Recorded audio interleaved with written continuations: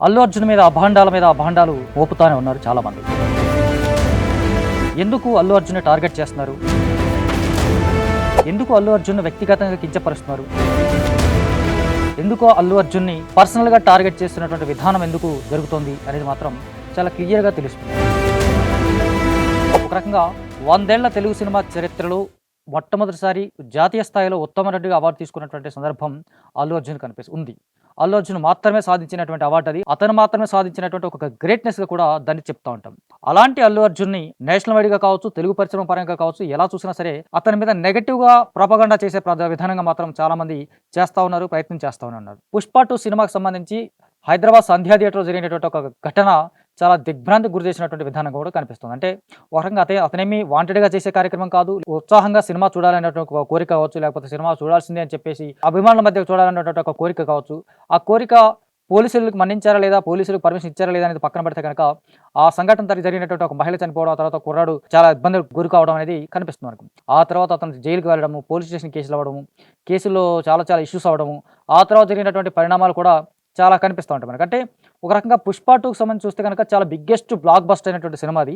కానీ ఆ సక్సెస్‌ని సెలబ్రేట్ చేసుకోని విధంగా మారిపోయాడు అల్లు అర్జున్. కొంతమంది కావాలనే అతన్ని అలా చేశారని చెప్పేసి కూడా న్యూస్‌లో మనకు వస్తుంది. అంటే అది పొలిటికల్ ఇష్యూస్‌నా లేకపోతే పర్సనల్ ఇష్యూస్‌నా అనేది పక్కన పెడితే గనక, ఆ ఇష్యూస్ కారణంగా అతను చాలా వ్యక్తిగతంగా చాలా చాలా మనోవేదనకు గురైనటువంటి విధానం కూడా కనిపిస్తుంది మనకు ఒక రకంగా. మొత్తంగా కొంత కామ్ అయిపోయింది.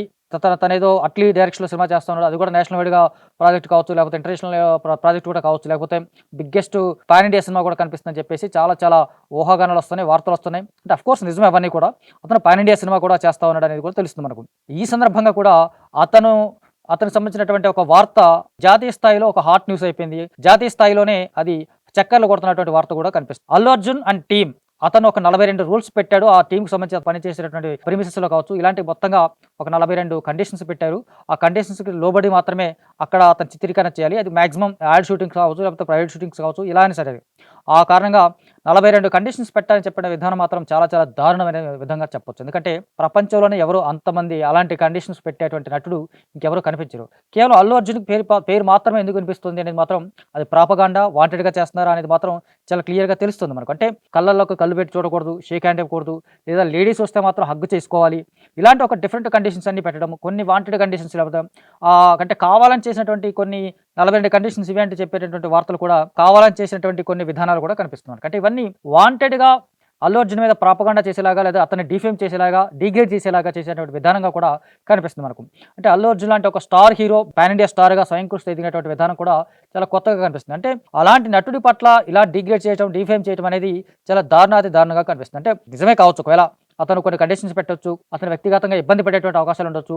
ఆ కండిషన్స్ కారణంగానే అతని వ్యక్తిగత ప్రతిష్టకు సంబంధించినటువంటి విషయం కావచ్చు.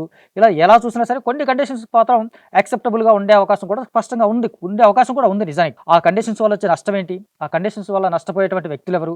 ఆ కండిషన్స్ వల్ల సమాజానికి వచ్చేటువంటి నష్టం ఏంటి? లేదా సెట్స్‌లోకి వచ్చేటువంటి నష్టం ఏంటి? ఆ లొకేషన్‌కి వచ్చేటువంటి ఇబ్బంది ఏంటి? ఇవన్నీ కూడా ప్రశ్నలే కదా! ఆ కండిషన్స్ ఉంటే మాత్రం నష్టం ఏంటి అనేటువంటి ఒక ఆన్సర్ కూడా ఏమైనా దొరుకుతది కదా!